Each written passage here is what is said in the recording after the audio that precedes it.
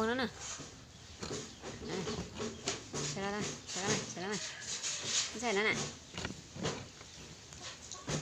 Cái kênh. Cái kênh à? Cái kênh. Cái nó hở, đây cái kênh nó hở. Là đây cái kênh à. Cái kênh nó hở. Đó. Hả bạn? Chào bạn. Chào bạn. Chào bạn. Hai người ơi. Hai người ơi. Hai người ơi. Rồi. Rồi. Cái ngờ. Cái ngờ. Cái ngờ chứ chị mai chưa chị em. Rồi nó xuống. Mai chưa chị em à.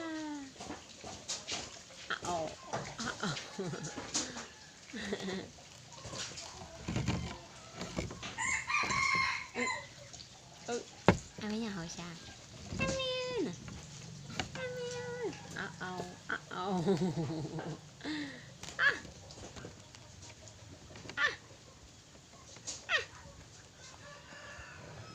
Nhỏ.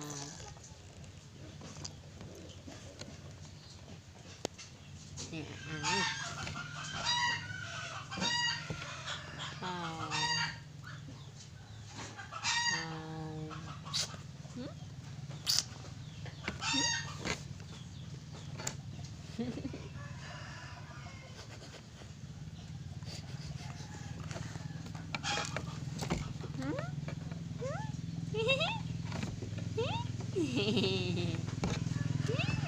Cái đưa. Ui. Cái đưa. Nhỏ.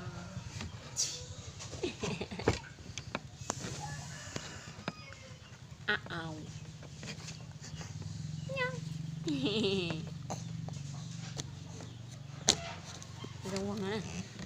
Có quần nữa nè.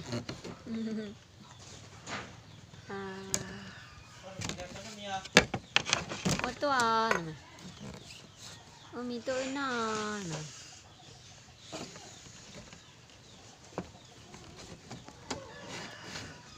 Có quần nữa nè.